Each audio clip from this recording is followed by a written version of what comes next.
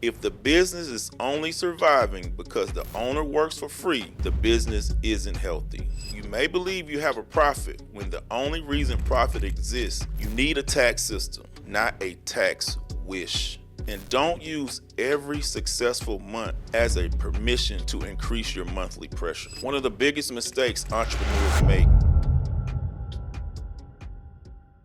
Your business can make a lot of money and you can still be broke. You can have customers, you can have revenue, you can have sales coming in every week and still feel nervous every time a bill is due, because making money is not the same as keeping money. Revenue is not profit, and owning a business doesn't automatically mean you're building wealth. Sometimes the business is not the problem. The problem is what happens after the money comes in. How's it going, mindsetters?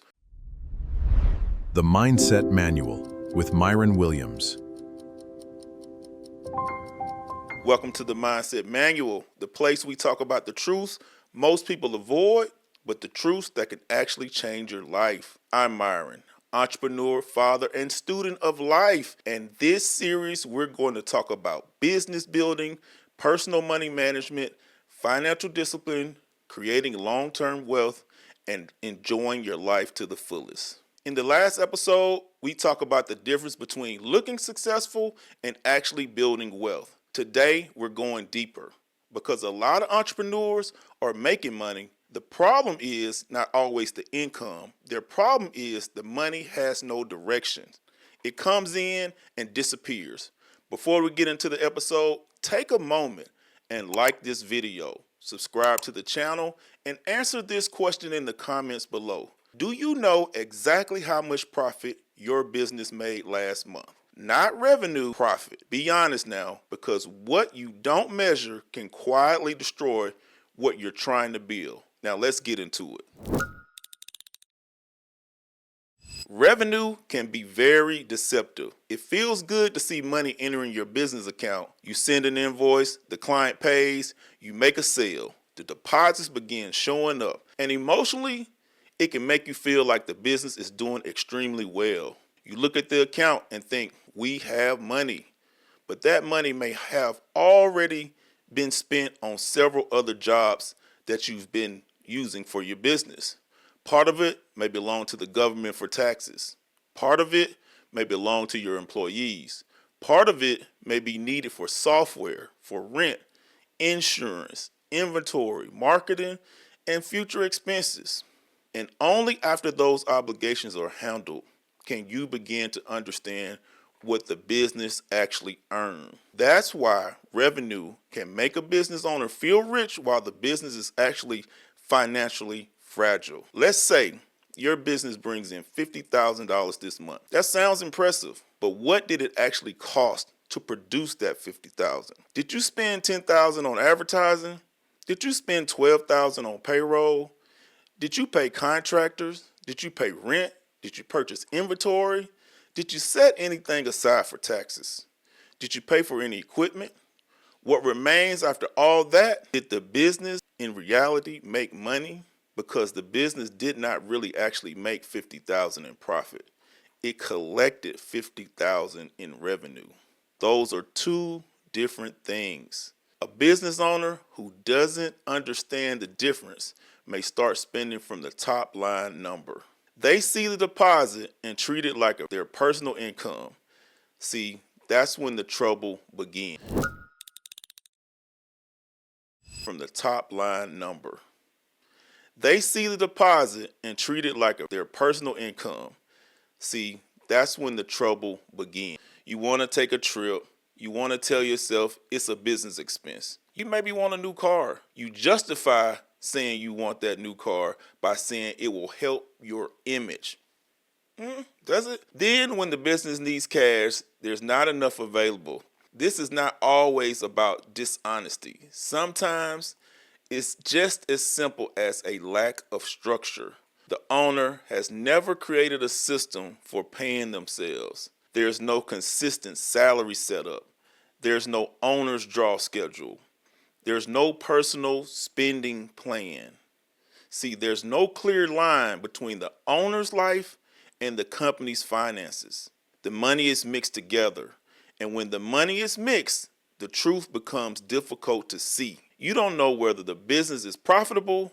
You don't know whether your personal lifestyle is affordable. You don't know how much you're actually earning. And you don't know whether you're slowly draining the company or actually building some wealth. See, a healthy business should be able to support the owner. But supporting the owner doesn't mean funding every impulse the owner has. The business should be able to pay you through a clear, intentional process. You should know how much money you pay yourself, when you pay yourself, how much remains in the business, and how much is reserved for taxes. How much is available for emergencies? See, without that structure, every successful month becomes an opportunity to overspend, and every slow month becomes a potential crisis. One of the biggest mistakes entrepreneurs make is building their lifestyle around their best month. You can have one strong season, you land a major client, you launch a product, you have a great tax season, you receive a large commission, and suddenly you begin making permanent decisions with temporary money. You upgrade the car, you move into a more expensive home, you hire too quickly, you move into an office that you don't really need. You start purchasing equipment before the demand is actually consistent. See, you increase your personal expenses because you assume the income will continue. Then the season changes. Sales slow down, a client leaves, or your big client leaves. The market shifts. The launch doesn't perform the way it did the first time. But see, those new expenses, they're going to remain. That car payment, it remains. That rent, it remains. That payroll, it remains. All those subscriptions, they're still going to remain. Your new lifestyle is still going to remain. Now you're not working to build the business. You're working to maintain the obligations created during your best month. See, this is why financial discipline requires humility. You must be willing to admit that every month will not be your highest month. You must build a personal lifestyle around sustainable income, and you must build your business expenses around realistic projections, not excitement. See, a good month should strengthen you. It shouldn't immediately make you more expensive. Use strong months to build reserves, to pay down debt, to catch up on taxes, to invest in better systems, and reinvest carefully. Create some breathing room for yourself, and don't use every successful month as a permission to increase your monthly pressure. A lot of business owners become angry when tax times arrive. They say, the government is taking all my money. Many of them didn't set anything aside. They spent the tax money throughout the year. They treated every dollar in the account like it belonged to them. Then the bill arrived and it felt like a surprise. See, taxes aren't always the surprise. The amount may be a surprise to you, but the obligation, it shouldn't. When money comes into the business, a portion of it already belongs somewhere else. If you don't separate that money, you'll spend it emotionally and suffer financially later. See, this creates a cycle. The business makes money, the owner spends it, the tax bill arrives, the owner borrows money or uses a credit to pay it. Now, the business must generate future income to pay for past spending. See, that's how profitable business become trapped in debt. You need a tax system, not a tax wish. Set aside some money regularly. Use a separate account. Work with a qualified tax professional. Understand your estimated payments. See, review your numbers before the end of the year, not after everything is over. Planning won't make taxes enjoyable, but it can make them more manageable. And manageable is better than panic. Every business owner wants to grow. More customers, More sales, more employees, more locations, more attention, and of course, more revenue. But growth is not always healthy. A business can grow quickly and become weaker at the same time. You can increase your sales while decreasing your profit. You can add employees before you have enough consistent work.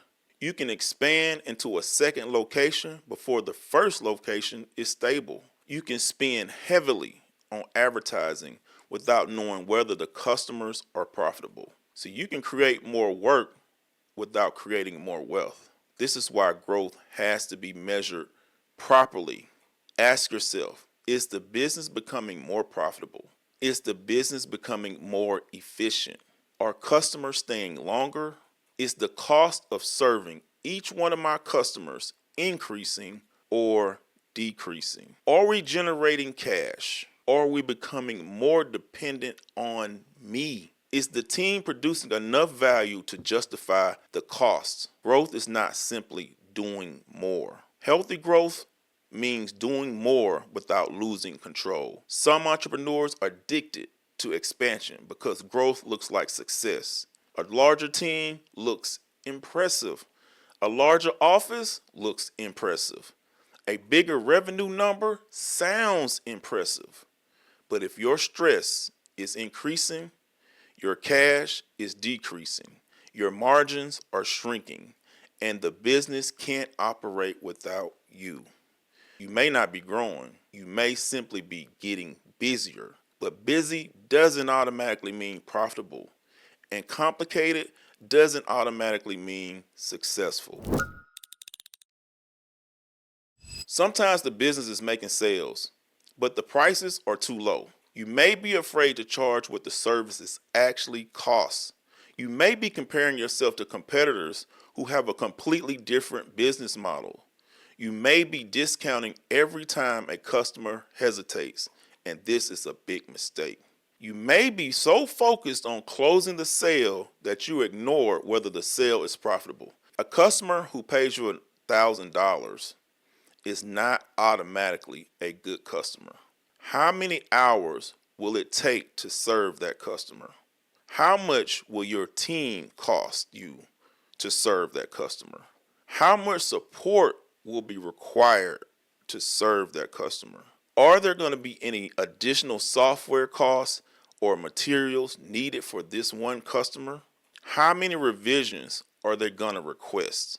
How much stress will this relationship create? See, once you calculate the true costs, that $1,000 customer may be costing you money. A lot of entrepreneurs price based on emotion. They're afraid the customer will say no. They're afraid of appearing too expensive. They're afraid of losing the opportunity. So they reduce the price, but they don't reduce the work. Now they're delivering a premium experience at a discounted price. That's not generosity. It's destroying the business. You have to know your numbers well enough to understand the minimum price required to serve the customer properly and earn a healthy profit. Not every customer is meant for your business. Not every sale should be accepted. And sometimes the most profitable word in the business is no. No to the unprofitable project. No to the endless discount. No to the customer who wants more than they are willing to pay for. No to the work that keeps you busy but doesn't move the company forward. Some business owners pay everyone except themselves. The staff gets paid, the contractors get paid, the landlord gets paid, the software companies get paid, all the vendors get paid, the advertising platforms, they get paid, but the owner takes whatever remains, if anything remains at all. See, at first, that may be necessary. When you're building, you have to sacrifice. You may have to reinvest heavily. You may have to take less income for a period of time, but that can't remain the permanent business model. If the business is only surviving because the owner works for free, the business isn't healthy. You need to know what your labor is worth. Even if you're not taking the full amount, the business should eventually be paying you.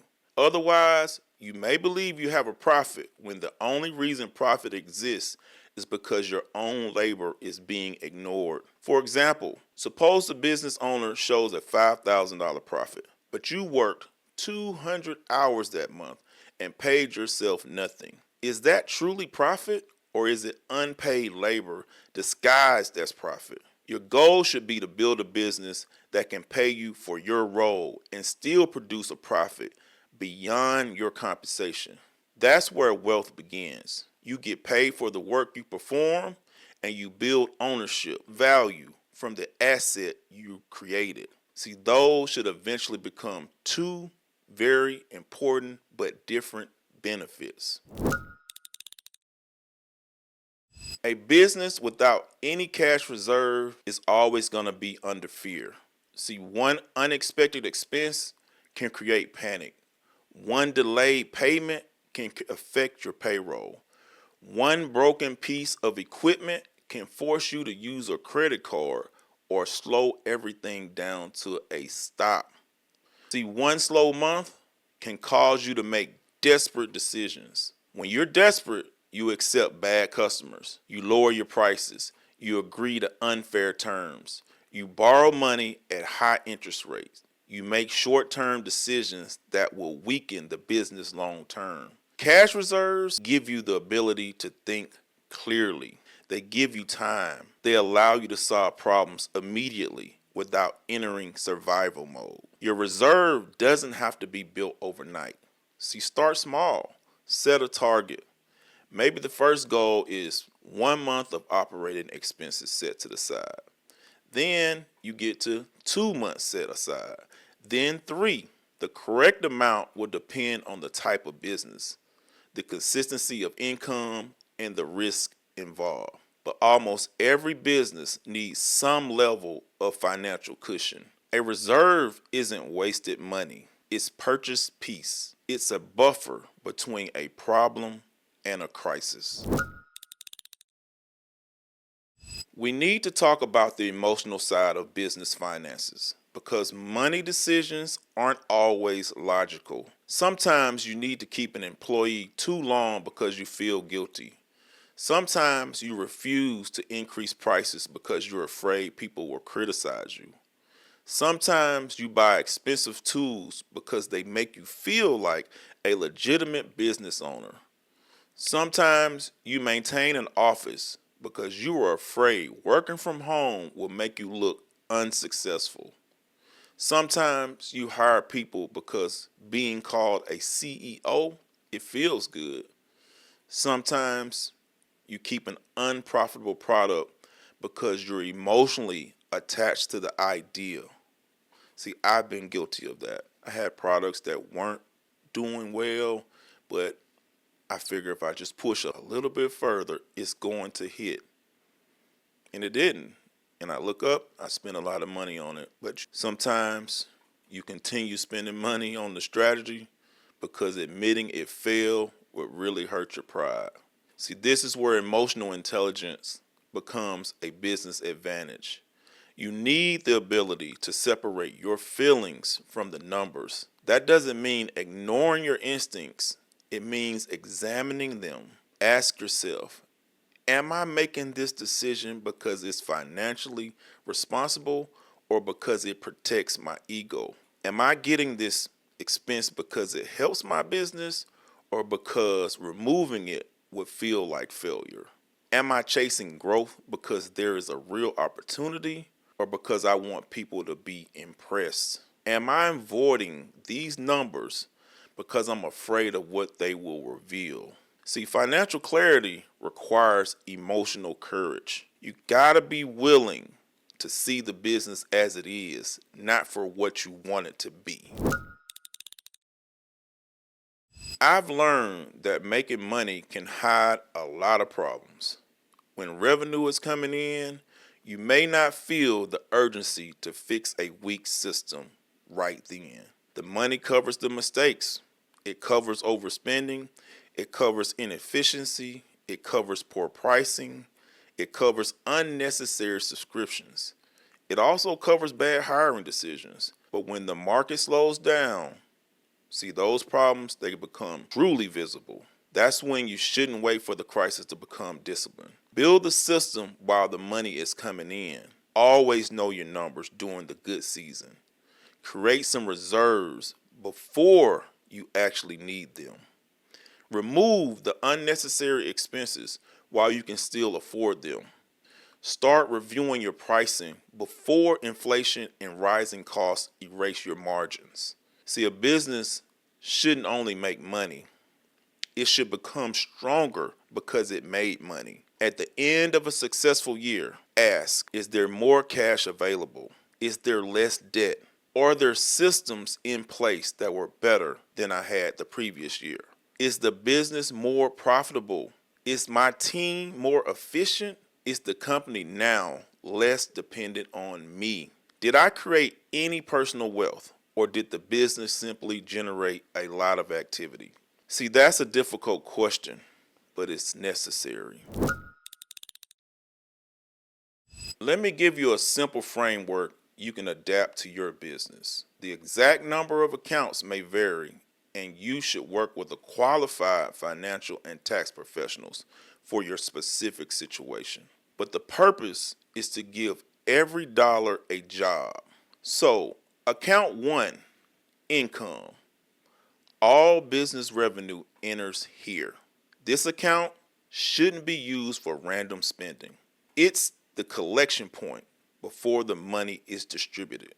Account 2, this is your operating expenses account. See, this account is used for normal business costs: rent, software, utilities, marketing, supplies, insurance, and other expenses required to operate. Account 3, payroll or contractors. Keep the money needed to pay people who help run the business separate. Don't treat your payroll money like available cash. Account 4, taxes. Move a percentage of revenue and profit into this account regularly based on professional guidance. Don't wait until the bill arrives. Account 5, owner's pay. This is yours. This is your income. Pay yourself through a consistent process. This helps separate the business performance from personal spending. Account 6, your business reserve. Use this account to build an emergency and opportunity fund for the company. This is the money that gives you breathing room when anything happens. Account 7, profit or investment. This account is for actual profit distributions, long-term investment, debt reduction, or strategic growth. The purpose of this system is not to make business banking complicated. The purpose is to stop one account balance from lying to you. When all the money sits together, it looks like you have more available than you actually really do. See, separate accounts create clarity, and clarity improves decisions. Here's a practical 30-day reset. Week 1, find the truth. Review the last 3 months of bank statements and credit card statements. Categorize every business expense. Identify subscriptions. Identify personal expenses paid by the business. Identify unnecessary spending. Calculate the total revenue. Calculate the total expenses. Estimate actual profit. And don't judge yourself. Just find the truth. Week 2, separate the money. Open the accounts you need. Separate business and personal finances.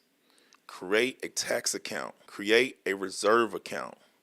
Establish a consistent method of paying yourself. Week 3, cut and correct. Cancel unused subscriptions. Renegotiate unnecessary expenses. Review your pricing. Remove products or services that create work without profit.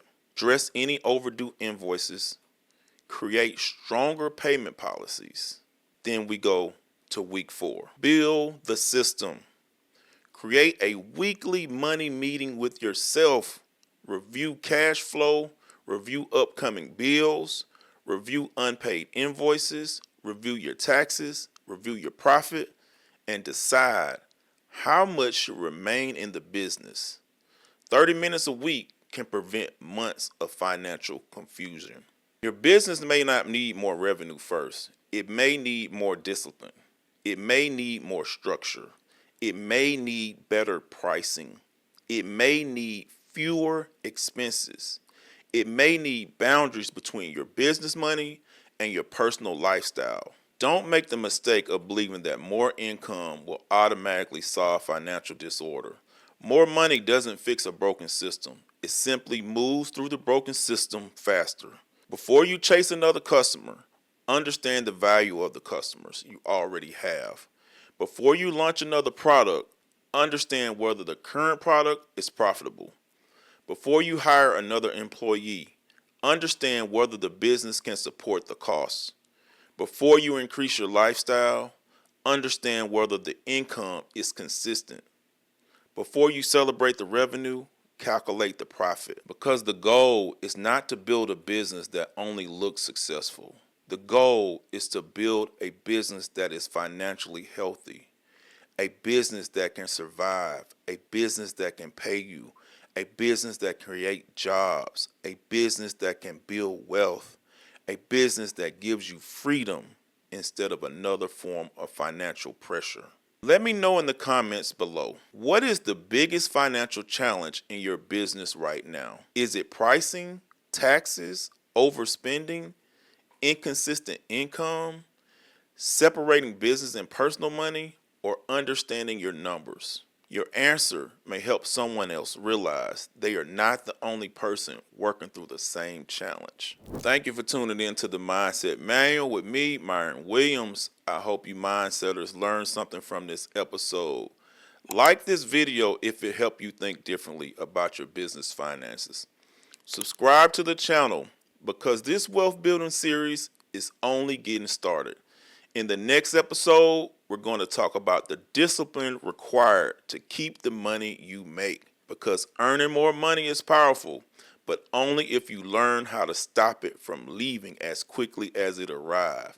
Until next time, stay balanced, stay focused, building that business, managing the money, and keep practicing your emotional intelligence. The Mindset Manual with Myron Williams.